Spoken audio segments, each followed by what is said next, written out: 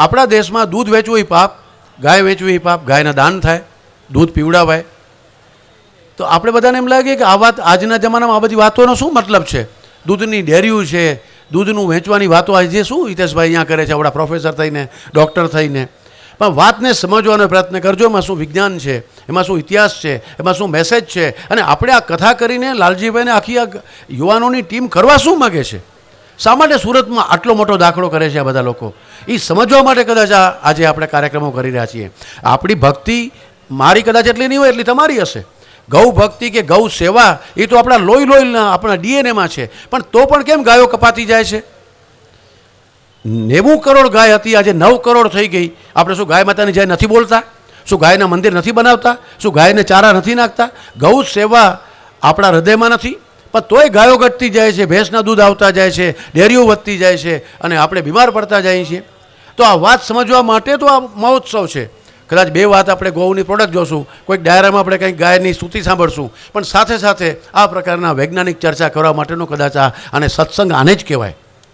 સત્ય એટલે સત્યનો સંગ કરવાનો છે. સત્ય શું છે આપણા શાસ્ત્રમાં એને આપણે ગોતવાનું છે. આ આખી વાત આપણે કરવા માટે કદાચ ભેગા થયા છીએ. તો જે ગોકુલ કેને કીધું? તો જ્યાં આટલા લોકો રહે છે ને ગોકુલ કહેવાય. તો વ્રજની પરિક્રમા કેમ આજે કરી છે? એ કૃષ્ણ ભગવાનના કારણે નથી કરતા. કૃષ્ણ ભગવાન જીવતા હતા ત્યારે પણ પરિક્રમા કરતા. તો દૂધ વેચાય નહીં. દૂધ વેચવું હોય તો ન વેચી શકાય. જો કૃષ્ણ ભગવાનના પાલક પિતા પાસે 1 કરોડ ગાય હોય તો મનસુભાઈ પાસે, લાલજીભાઈ પાસે 100 ગાય તો હોય, અમારા કાલિદાસભાઈ પાસે 50 ગાય તો હોય, મારી પાસે 2-3 તો ગાય હોય. મારે દૂધ લેવું જ, મારે ઘરે જ દૂધ છે, મારે કોઈ પાસે દૂધ લેવું જ નથી પડતું. ઘરે ઘરે ગાય હતી એટલે દૂધ વેચવું જ શક્ય નથી. તો પછી એટલી ગાયોનું શું કરવાનું? એટલે દૂધનું શું કરવાનું? જેની પાસે 1 કરોડ ગાય છે તો ગોકુલની બાજુમાં છે મથુરા. ઇતિહાસને શોધવું પડશે. ભારતે ફરી પાછું પોતાનો ઇતિહાસ ટટોળવો પડશે. મથુરા મૂળ શબ્દ છે મંથન સંસ્કાર, જ્યાં દૂધનું વેલ્યુએશન કરવામાં આવે છે. દૂધની મોટી ડેરી હતી. દૂધ 6 કલાકમાં બગડી જાય. તમને એમ કે આ હિતેશભાઈ પાછી જૂની વાતો કરે છે? અરે દૂધ હવે તમારા ઘરમાં જે દૂધ આવે છે એ તો 7મે દિવસે દૂધ આવે છે, જે પેકેટમાં દૂધ આવે છે. દૂધ તો 6 કલાકમાં બગડી જાય. દૂધનો પછી વપરાય નહીં. તો દૂધમાં વેલ્યુ એડિશન કરી નાખવું પડે. એટલે દૂધમાંથી દહીં, દહીંમાંથી છાશ, છાશમાંથી માખણ અને એનું ઘી કાઢો તો ઘી વેચાય ને સાંઢ વેચાય. ગાય ન વેચાય, દૂધ ન વેચાય. કારણ કે દૂધ વેચવું તો હોય વેચી ન શકાય. ગાય બધાને કરે છે. ગાયના દાન કરાય. પહેલે મંગળ ગાયના દાન કરાય. તો ધામેણાની ગાય તો આપવાની છે. પરંતુ આ ઘી છે એ બગડતું નથી. દૂધ 6 કલાકમાં બગડી જાય અને ઘી હજારો વર્ષ સુધી ટકે છે. આ ઘી મથુરામાં ઘી બનતું બહુ મોટી ડેરી હતી. અને આવી ડેરી મેં તમને ઉત્તરની વાત કરી, એ જ રીતે દક્ષિણમાં, એ જ રીતે પૂર્વમાં, ભારતના આ બધી વાત કરું તો સવાર પડે. પરંતુ આવો મોટો આપણો સાંસ્કૃતિક વારસો એટલે ગોકુલ ને મથુરા. આ દૂધ છે, આમાંથી બનતું દહીં, છાશ, માખણ ને ઘી હજારો વર્ષ સુધી બગડે નહીં. અને આ ઘી આપણે મથુરાથી ખૈબરઘાટને રસ્તે થઈ, અફઘાનિસ્તાન થઈ અને ગ્રીક થઈને યુરોપ ને બારે બીજા પ્રદેશમાં આપણે વેચવા જતા. આ ઇજિપ્તના પિરામિડમાંથી જે ઘી મળ્યા છે, ઇજિપ્તના પિરામિડમાં 2,000 વર્ષ જૂની વસ્તુઓ મળી, એમાં ઘી મળી આવ્યું છે. ભાઈઓ, માતાઓ, બહેનો, આ યાદ રાખજો, આ ઘી છે એ ભારતમાંથી ગયું છે. આપણે ઘી વેચી આવતા અને સોના, ચાંદી, હીરા, જવેરાત ત્યાં લઈ આવતા. આ ગાય આપણા દેશનું, જેને કામધેનુ કહેતા, એનું મૂળ કારણ કે ઘી બગડે નહીં. દુનિયામાં ગાય નથી, આપણે ગાયનું ઘી દુનિયાને આપવા જતા. અને આપણને સોના, કોઈ દી આપણા દેશમાં સોનાની ખાણ એટલી હતી જ નહીં. આજે કોલારની સોનાની ખાણ પૂરી થઈ ગઈ છે. ભારતમાં ઘરે ઘરે કિલોના હિસાબે સોનું હોય, હીરા હોય, ચાંદી હોય. તો આપણે ઘીનો વેપાર કરતા અને ઘીના વેપાર એ જ આપણી તાકાત હતી. અને દેશ સોને કી ચિડિયા હતો. દુનિયાના લોકોને અહીંયા લૂંટવાની જાત હતી. કાંઈ ઝૂંપડપટ્ટીમાં થોડા લૂંટારા જતા હોય. આ દેશમાં લૂંટારાઓ આવ્યા, ધાડપાડુઓ આવ્યા, ગુંડાઓ આવ્યા. શું કામ આવ્યા? એને ખબર હતી કે આ સમૃદ્ધિ છે. આ સમૃદ્ધિનું મૂળ કારણ હતી આપણી ગાય માતા. ઘીની એક બીજી વાત કરું જે ગમશે. અહીંયા ઘણા સંતો બેઠા છે, ઘણા પૂજારી બેઠા હશે, ઘણા મંદિર સાથે જોડાયેલા હશે. પણ હું એક વાત એવી કરીશ, માતા બહેનોને એ ગમી જશે, ભાઈઓને ગમી જશે. આ વાત કદાચ નવી હશે અને ગમે તો જરૂર વધાવી લેજો. મંદિરના શિખર ઉપર, મંદિરનું શિખર છે એ સોનાનું હોય છે. મંદિરનું શિખર સોનાનું હોય છે. ખરેખર આ સોનાનું શિખર 100 વર્ષ સુધી રાખવાનું હોય છે. જ્યારે રાજા ચક્રવર્તી થાય અથવા નગરશેઠ, નાના ગામમાં નગરશેઠ, જ્યારે એને 100 વર્ષ પૂરા થાય એટલે એ જસ તો બહુ અમુક જ રાજાને કે અમુક નગરશેઠને મળે. એ શિખર બદલાવાનો મોકો લેવા માટે તો 2-3 પેઢી થતી હોય છે. આ સોનાના શિખરમાં પરંપરા એવી હતી, આજે એ કરે છે કે નહીં મંદિરોના સંચાલકો, કે આજે એ જ્ઞાન છે કે નહીં મને ખબર નથી. હું તો જે શાસ્ત્ર છે, જે રચના છે, જે ઇતિહાસ આપણો કહે છે એ કહું છું. મને એનાથી કહેતા મને જરાય દુઃખ નથી લાગતું. ગૌરવ છે કે આપણી પરંપરા આવી હતી ને તમને પણ ગૌરવ થશે. આ સોનાના શિખરમાં ગાયનું ઘી ભરવામાં આવતું અને 100 વર્ષ સુધી એમાં સૂર્યનારાયણના કિરણો આવે, સોના વચ્ચેથી એ અંદર આવે અને એ ઘીમાં ઔષધીય રૂપાંતર થતું 100 વર્ષ સુધી તપતું સોનું અને એની વચ્ચે રૂપાંતર થતું. અને જ્યારે 100 વર્ષે પાછું એ શિખર બદલાય, સોનું તો ગરીબને, બ્રાહ્મણોને, સમાજને દાનમાં વપરાતું, આપી દેતા એ રાજા કે નગર સેઠ. પરંતુ અંદરનું જે ઘી હોય ને, આ ઘી એ વિસ્તારના રાજવૈદને અથવા જે ચીફ ફિઝિશિયન હોય ત્યાંનો વૈદ હોય એને આપવામાં આવતું. અને શરત શું હતી એની રાજાની?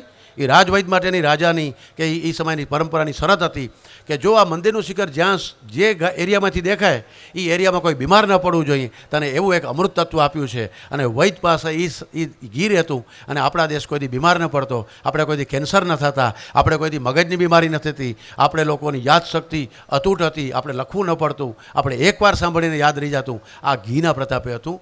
આપણે આ પરંપરાની જ ખબર નથી. આજે મંદિરોના શિખરે સોનાના છે કે ખબર નથી, શેના બને છે. તો આ આપણી પરંપરાને યાદ કરીને વિજ્ઞાનને એની સાથે જોડવાનો જો કોશિશ કરશું તો આપણે ઘણું ખબર પડશે. આપણા ઘીને મેદ્યમ કીધું છે, બુદ્ધિ વધારે છે, હૃદયને સારું છે. ને આપણે તો ડૉક્ટર પાસે જઈએ, બીપી વધે, હાર્ટ એટેક આવે એટલે ડૉક્ટર એમ કે ઘી ન ખાતા, તેલ ન ખાતા. હમણાં જ મને મનસુખભાઈએ પૂછ્યું કે સાહેબ મારે એક ભાઈબંધ છે એને કોલેસ્ટ્રોલ આવ્યું છે તો ઘી ખવાય કે નહીં? મેં તો ગાયનું ઘી ખવાય. તો ગાયનું ઘી ખવાય. આ વાત બોલવી જેટલી સહેલી લાગે છે, સમજવી અઘરી છે. ડૉક્ટરો તો ના પાડે છે. કારણ એ છે કે ડૉક્ટર જે વિજ્ઞાન ભણ્યા છે અથવા ડૉક્ટર જે ચેક કરે છે એ કોલેસ્ટ્રોલને હવે એ લોકો ધીમે ધીમે સમજી રહ્યા છે કે કોલેસ્ટ્રોલના 2 પ્રકાર છે ભાઈ.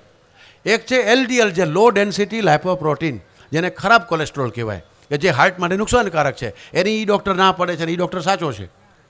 તો એ કેમાં વધારે હોય છે? એ ભેંસના ઘીમાં વધારે હોય છે, એ તેલમાં વધારે હોય છે, એ જર્સીના ઘીમાં વધારે હોય છે, જેને LDL કહેવાય, ખરાબ કોલેસ્ટ્રોલ, જે હાર્ટ એટેક કરે, લોહીની નસોમાં એ ચિકાસ જામી જાય, એથેરોસ્ક્લેરોસિસ થાય, એન્જાઇના પેક્ટોરિસ થાય, હાર્ટ એટેક આવે અને જે તકલીફ થાય છે, બીપી વધે છે, કોલેસ્ટ્રોલ વધે છે, એ LDLથી વધે છે. પણ બીજું એક તત્વ છે HDL, જે હવે ડૉક્ટરોને ધીમે ધીમે સમજાઈ રહ્યું છે. અને આ HDL એટલે હાઈ ડેન્સિટી લાઇપોપ્રોટીન, એને સારું કોલેસ્ટ્રોલ, ગુડ કોલેસ્ટ્રોલ કહેવાય. આ ગુડ કોલેસ્ટ્રોલ એટલે હાર્ટ માટે સારું કોલેસ્ટ્રોલ એ માત્ર ને માત્ર દેશી ગાયના ઘીમાંથી જ મળે. એ એમાં જ છે, બીજા કોઈ ઘીમાં નથી. આપણે ખબર નથી, ડૉક્ટરને ખબર નથી, કારણ કે ત્યાં એ ગાય નથી. યુરોપ ને અમેરિકામાં જે આપણી દેશી ગાય છે, જેનો DNA જુદો છે, જેનો જીન જુદો છે, જે જેનેટિકલી ચેન્જ છે. પૃથ્વી ઉપર 55,000 પ્રાણીમાં એક જર્સી છે. જર્સીને દૂધ આવે છે, જેમ નીલગાયને દૂધ આવે છે, જેમ કૂતરીને દૂધ આવે છે, વાંદરીને દૂધ આવે છે, બકરીને દૂધ આવે છે. 55,000 માદા છે. આ બધા સ્ત્રીને દૂધ આવે છે, એના બચ્ચા માટે છે. પણ બધા દૂધ પી શકાતા નથી. તો કયું દૂધ પી શકાય છે જે બધા પી શકે? કૂતરીનું દૂધ ખાલી ગોલડિયું જ પી શકે છે. વાંદરીનું દૂધ ખાલી વાંદરીનું બચ્ચું જ પી શકે છે. આપણે 8 દૂધ પી શકીએ છીએ. આંખની તકલીફ હોય તો બકરીનું દૂધ, જલોદર છે તો ઊંટડીનું દૂધ. પરંતુ બધા પ્રાણી માંદા પડે.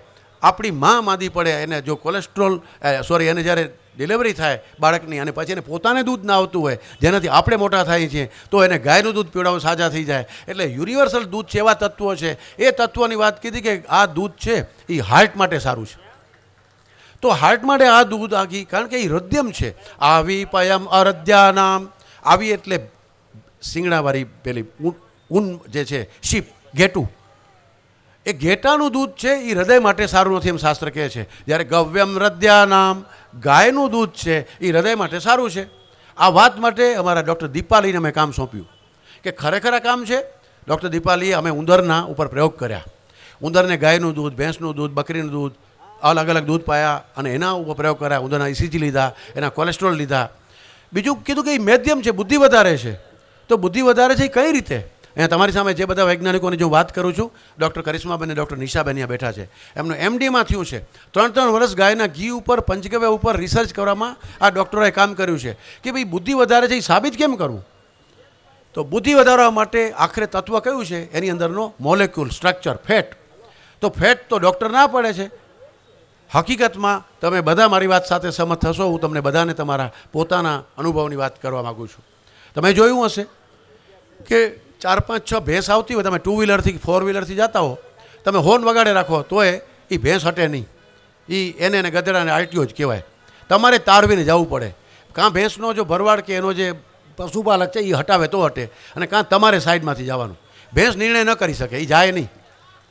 જ્યારે ગાય 100 આવતી હોય, 100 જેટલી ગાયનો ઝુંડ હોય તો ગાય તારવીને વહી જાય અને આપણે ગાડી 2 વ્હીલર હોય કે 4 વ્હીલર હોય આપણે આરામથી જઈ શકીએ, કારણ કે ગાયને ખબર પડે કે આમ વચ્ચે ન ચલાય, સાઈડમાં વયું જવાય. આ જે સેન્સ તમે જોયો હશે, ગામડાની અંદર તમે પ્રયોગ કર્યા હોય, જોયું હોય, સાંભળ્યું હોય, નહીં તો તમે જોજો. ગામમાં 1000 ગાય છે અને 1000 એના વાછડા વાછડી 2000 જેટલા છે. 100 જ ભેંસ છે માની લો, અને એના પાડા જેને કહીએ પાડા કે પાડી એ 200 જેટલા જ છે. ગાયું ચરવા જાય છે, ભેંસું ચરવા જાય છે, આવે છે. ભેંસ તો બહુ ચરવા નથી જતી, એ પાદરમાં બેઠી રહે, કાદવમાં બેઠી રહે, એને તો સ્ટોલ ફીડિંગ જ જોઈએ. પણ જ્યારે આવે છે, સાંજ પડે છે, ત્યારે બધાના બચ્ચા ભૂખ્યા થાય છે. આખરે તો બચ્ચા જ છે, એ પાડો પાડી હોય કે ગાયના વાછડા વાછડી હોય. ગાયના વાછડાને છોડવામાં આવે છે, ભેંસના પાડા પાડીને છોડવામાં આવે છે. ભેંસનું બચ્ચું જાય છે એની માને ધાવવા માટે. તો ભેંસને ખબર છે કે મારું બચ્ચું નથી, જેવું ધાવવા જાય એટલે શીંગડું મારે, એટલે બીજી ભેંસ પાસે જાય, એમ કે આ મારી માં નથી તો હવે અહીંયા જાઉં. ત્રીજું, ચોથું, પાંચમું એટેમ્પ કરે ત્યારે પોતાની માં ભેંસ પાસે, સાચી માં પાસે પહોંચી શકે. આ તો 200 જ પાડા પાડી છે ને 100 જ ભેંસું છે, પણ 2000 વાછડા વાછડી હોય અને વાછડું છૂટે એટલે સીધું એની માં પાસે જાય, જરાય ભૂલ ન કરે, કારણ કે એ સેન્સ એને ગાયના દૂધમાં છે, એ એની માને ઓળખી જાય છે. આજે આપણે જે ભેંસના દૂધ પીએ છીએ, જે પ્રકારે આપણે દૂધ પાવામાં આવે છે, અને એનાથી આપણે મા બાપને ઓળખશું નહીં, કે આજના જમાનાના છોકરાઓ કદાચ ન ઓળખે આવતીકાલે આપણી માને કે બાપને, તો એનું કારણ માત્ર માતાઓ બહેનો એ ભેંસનું દૂધ છે. આ વાત અમે વધુ ટેલી કરવા માટે ડૉક્ટર કરિશ્માબેનને કામ સોંપ્યું. કરિશ્માબેન અહીંયા બેઠા છે, સુરતમાં 2 સેન્ટર વરાછામાં અને ચલાવે છે, અમારા જામનગરના છે. કે ગાયના દૂધથી બુદ્ધિ વધે છે, એ સાબિત કેમ કરશું? તો શાસ્ત્રોએ કીધું છે કે આ વાતને તમે ટેલી કરો, અને એ ચરક સંહિતામાં એનું વર્ણન છે. હું એક વૈદ તરીકે, આયુર્વેદના પ્રોફેસર તરીકે જામનગરથી યુનિવર્સિટીમાંથી આવ્યો છું. લાલજીભાઈ ખાસ બોલાવ્યો છું. આજ તો આ વાત ડિસ્ક્લોઝ કરવી છે, તમારા સુધી આ પહોંચવી જ જોઈએ આ ગૌ મેળાના માધ્યમથી. અને નહીં તો શું એનો મતલબ છે? કૃષ્ણ કનૈયા લાલ કી જય ને ગૌ માતાની જય બોલ્યા પછી આ દેશ ઉપર તો હમણાં હુમલા જ થયા છે. ગાય કપાતી જ ગઈ છે, કારણ કે આપણે ગાયનું દૂધ નથી પીવું, ખાલી વાતો કરવી છે, કારણ કે ગાયના દૂધની ખબર નથી કે શું વિશેષતા છે. અમે નક્કી કર્યું કે અમારા બધા યુવાન વૈજ્ઞાનિકો આમાં રિસર્ચ કરશે. તો અમે કરિશ્માબેનને કામ સોંપ્યું કે આનો આપણે મોલેક્યુલ સ્ટડી કરીએ અને એના કરતાં વ્યવહારિક સ્ટડી કરીએ. તો શાસ્ત્રોએ કીધું છે ચરક સંહિતામાં કે ગર્ભાવસ્થામાં જ બુદ્ધિ વધી શકે છે. આજે આપણે જે બુદ્ધિ વધારવાની વાત છે, એ ગર્ભની અંદર જે માતાના પેટમાં બાળકને જે બુદ્ધિ મળે છે, 87% બુદ્ધિ આઈક્યુ આપણો 5મા ને 6ઠે મહિને સેટ થઈ જાય છે. દુનિયાના બધા વૈજ્ઞાનિકો આમાં સહમત છે કે બુદ્ધિનો આંક છે એ જન્મ પછી માત્ર 13% જ વધે છે. બાકી બધું 87% છે એ 5મા ને 6ઠા મહિને જ ડેવલપ થઈ જાય છે. તો પંચમે મન પ્રતિબુદ્ધત્તર ભવતી, ષષ્ઠે બુદ્ધિ. 5મે મહિને આપણા સેન્સ ઓર્ગન, જેનાથી આપણે ખબર પડે છે, સાંભળવું કાનથી સંભળાય છે, પણ એકચ્યુઅલી હિયરિંગ સેન્ટર છે, એનું એનાલિસિસ કરે છે.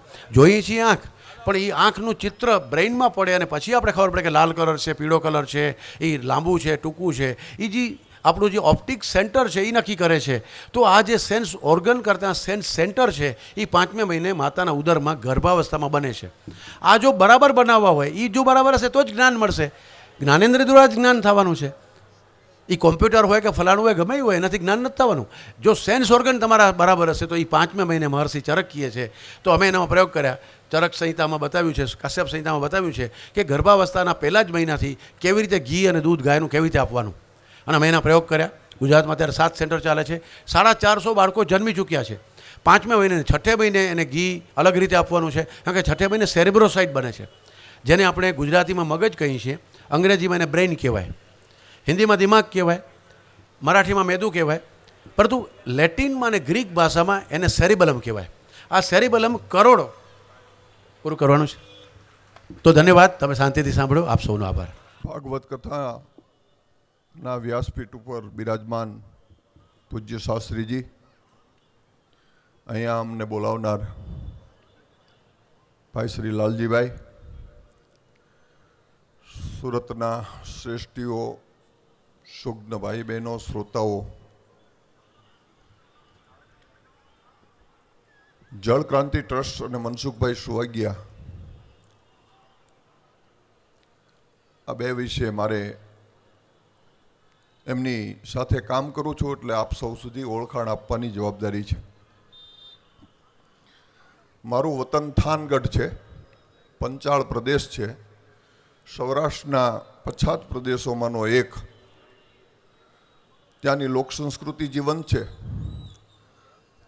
તરણેતરનો મેળો જ્યાં ભરાય છે એ વિસ્તારમાં હું રહું છું. મારો ધંધો ખેતી છે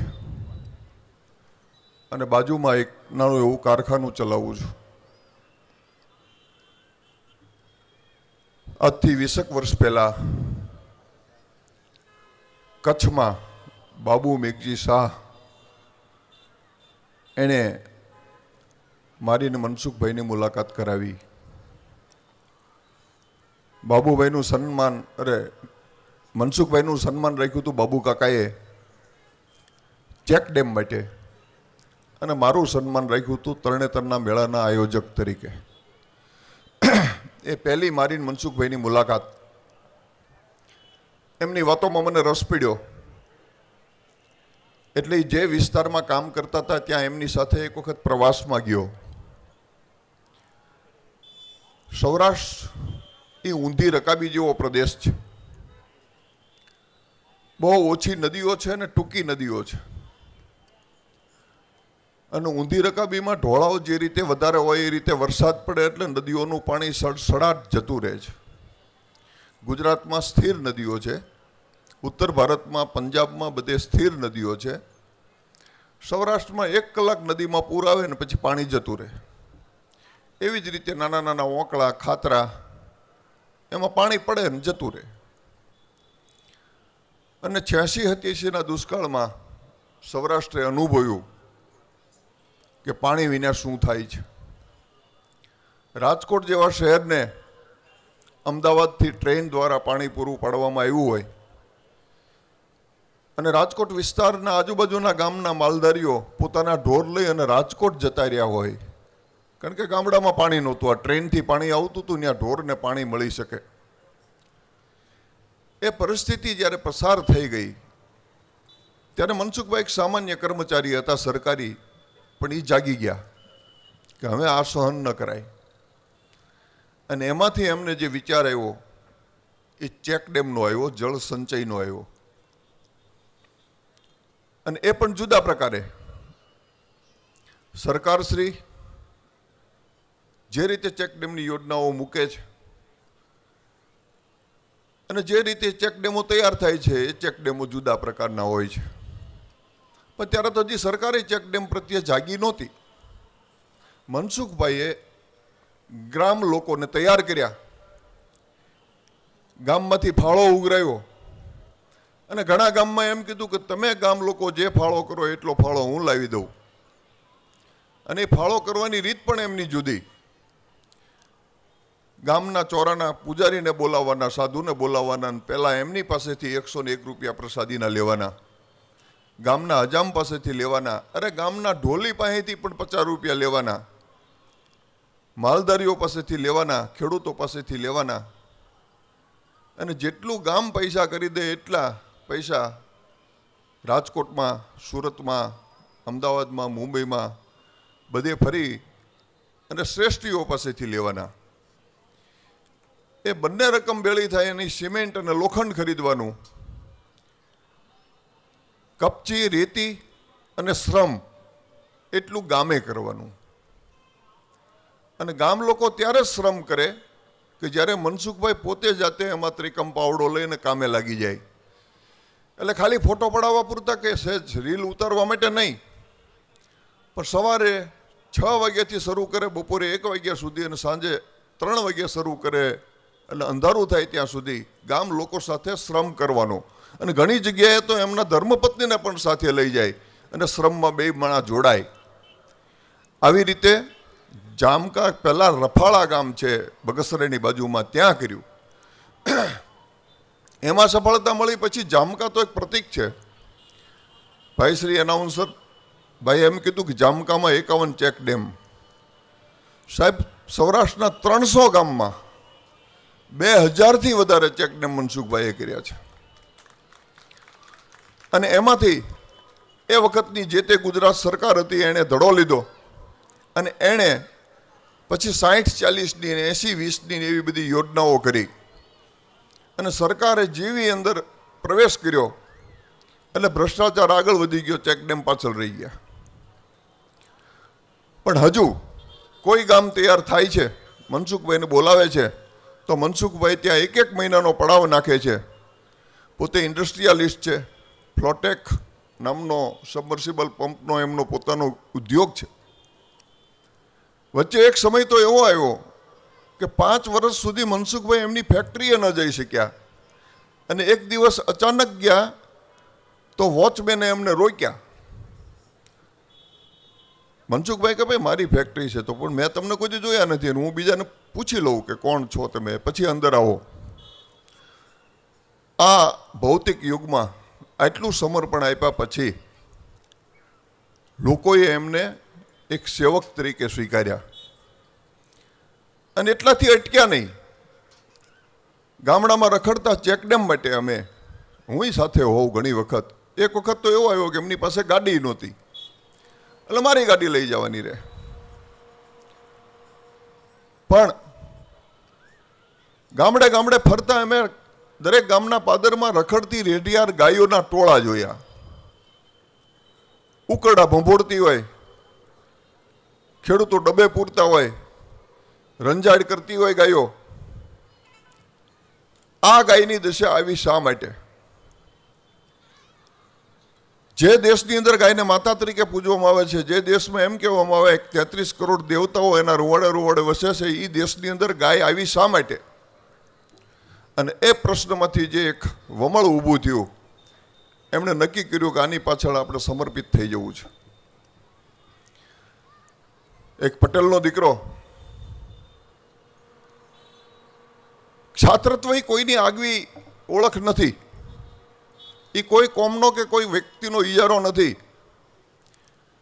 ગૌ રક્ષા કરવા માટે હાથમાં તલવાર ને બંદૂક લઈને નીકળવાની જરૂર નથી, પણ વૈચારિક રીતે એમણે નક્કી કર્યું કે જ્યાં સુધી આપણે વ્યક્તિગત દરેક ઘરે ગાયને નહીં સ્વીકારીએ ત્યાં સુધી ગાય નહીં બચે.